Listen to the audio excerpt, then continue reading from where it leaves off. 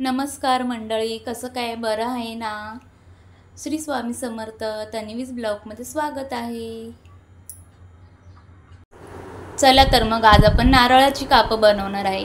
त्यासाठी काय काय साहित्य लागणार आहे ते बघूया. इथे मी एक मोठा नारळ किसून तो मिक्सरला फिरवून घेतलेला आहे. अर्धी वाटी म्हणजे 1 वाटी मी इथे साखर घेतली आहे आणि वेलची पावडर घेतली आहे. चला तर मग कृतीला सुरुवात करू. सर्वप्रथम आपण एका डिशमध्ये बटर पेपर ठेवून घेतलेला आहे. जर तुमच्याकडे नसेल तर तुम्ही तूप किंवा तेल लावून ही तयारी पहिला करून ठेवा. गॅसवरती मी कढई ठेवलेली आहे. तर आपण खोबरं घालून घेऊया.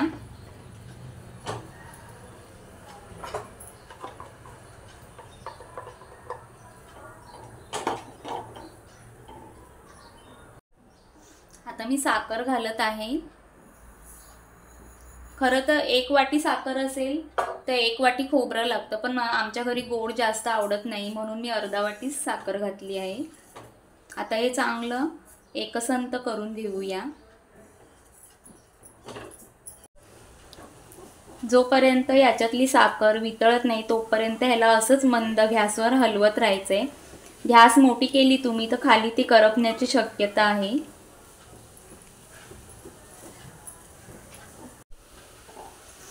ही बघा, आपली साखर आता वितळत चालली आहे. याचा घट्ट असा गोळा होईपर्यंत आपल्याला असंच हलवत राहायचं आहे. इथे मी एक तुम्हाला टिप देईन.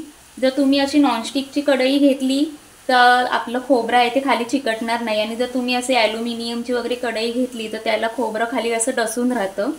त्यामुळे शक्यतो नॉनस्टिकचीच कढई वापरा. आणि ह्या स्टेजला आता आपण याच्यामध्ये वेलची पावडर टाकत आहे आणि चांगलं ढवळून घेऊया.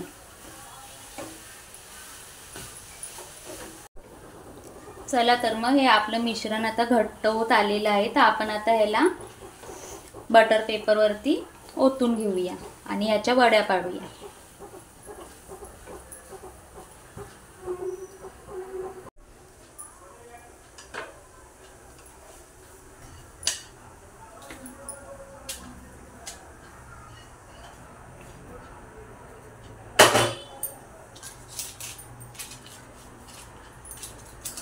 आता आपण हे असं थापून घेऊया.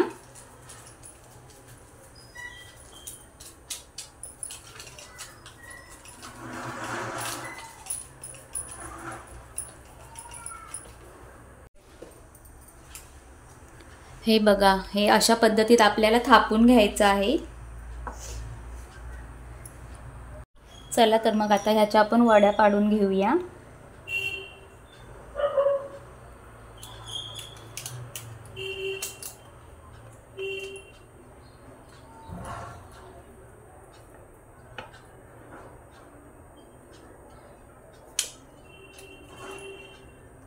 मिश्रण थोडं गरम असताना त्याच्या वड्या थापून घ्यायच्या आहेत आपल्याला.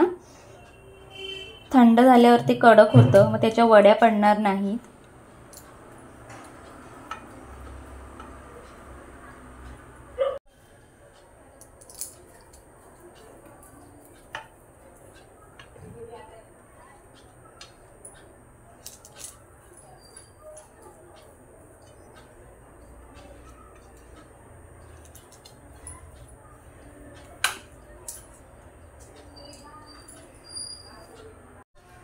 चला तर मग आपल्या वड्या पाडून झालेल्या आहेत. आता मिश्रण थंड होईपर्यंत आपण वाट बघूया. चला तर मग आपल्या वड्या थंड झालेल्या आहेत. तर आपण आता त्या डिशमध्ये काढून घेऊया. एकदम अलगद काढा. या बघा,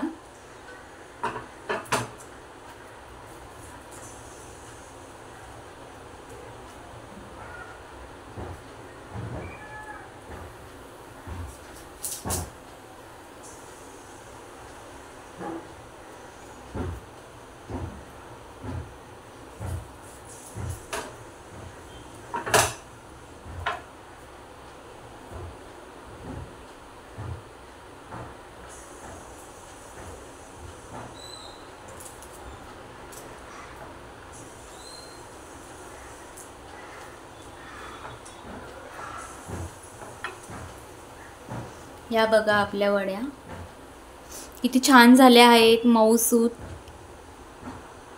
चला तर मग आपल्या नारळाची कापं तयार आहेत. आता मी तुम्हाला एक मोडून दाखवते हां. ही बघा किती सुंदर मऊसूत आपली नारळी कापं झाली आहेत.